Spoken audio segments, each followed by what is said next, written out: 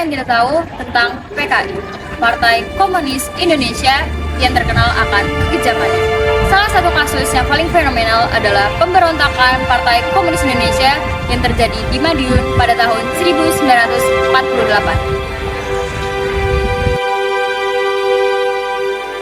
Perjanjian Renville merupakan perjanjian antara Indonesia dan Belanda yang bertujuan untuk menyelesaikan perselisihan atas perjanjian Lingkarjati.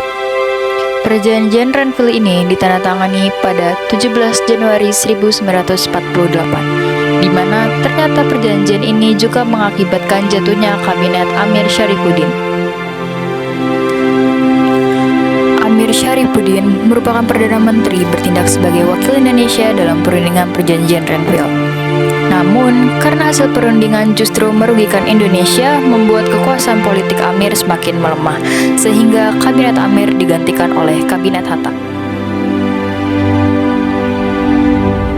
Setelah tidak lagi menjadi Perdana Menteri, Amir Syarifuddin membentuk Front Demokrasi Rakyat atau FDR yang merupakan organisasi berpaham kiri dan bekerja sama dengan Partai Komunis Indonesia atau PKI. Nah, kedekatan antara Amir Syarifuddin dengan salah satu tokoh PKI bernama Munawar Musa inilah yang mendorong terjadinya pemberontakan PKI di Madiun. Mereka bercita-cita menyebarkan ajaran komunisme di Indonesia.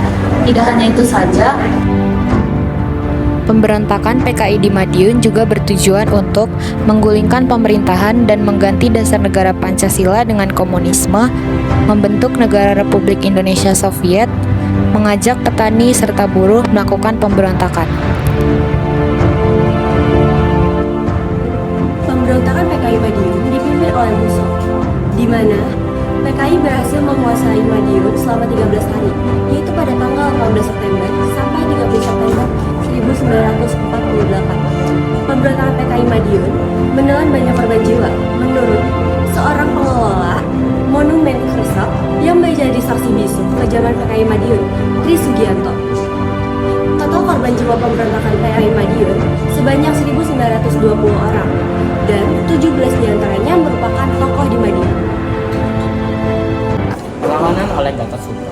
Gerakan pemberontakan PKI hingga melibatkan TNI dan juga tokoh, yaitu Jenderal Gatot Subroto. Pemberontakan ini akhirnya bisa terselesaikan dengan baik berkat adanya pimpinan oleh Jenderal Gatot Subroto. 2. Perlawanan oleh Kolonel Sadikin. Kiprah dan sepak terjang dari Kolonel Sadikin dibuktikan melalui perjuangannya meredakan dan melawan pemberontakan PKI Madiun. 3. Perlawanan oleh Kolonel Sungkono. Seorang Panglima Angkatan Pertahanan Divisi Surabaya terkenal akan kecakapannya dalam memberikan pidato singkat berupa perintah dan suntikan semangat agar anak buahnya tetap berusaha dan melakukan yang terbaik demi melindungi banyak masyarakat yang akan menjadi korban keganasan pemberontakan PKI Madiun kala itu.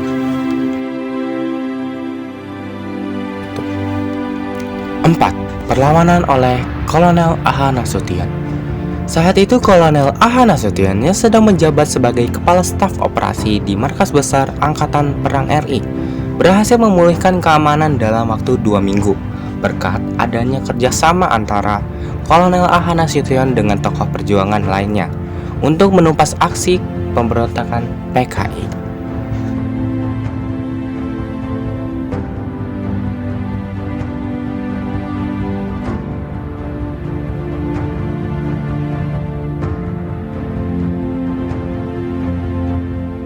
Jadi pemberontakan yang dilakukan oleh PKI di Madiun jelas memiliki banyak dampak bagi kehidupan sosial di Indonesia, terutama di Madiun. Beberapa dampaknya yakni 1. Banyaknya korban jiwa akibat kekejaman PKI. 2. Hilangnya tokoh-tokoh penting karena menjadi korban dari kebangkitan PKI. 3. Harga makanan pokok yang mengalami penurunan. 4. Masyarakat Madiun cenderung menutup diri dan tidak berbicara.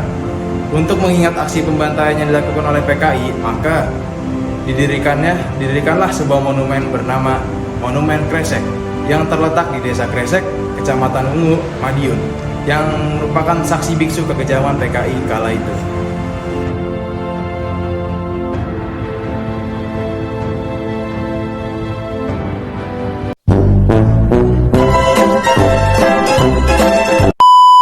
PKI di Madiun jelas memiliki banyak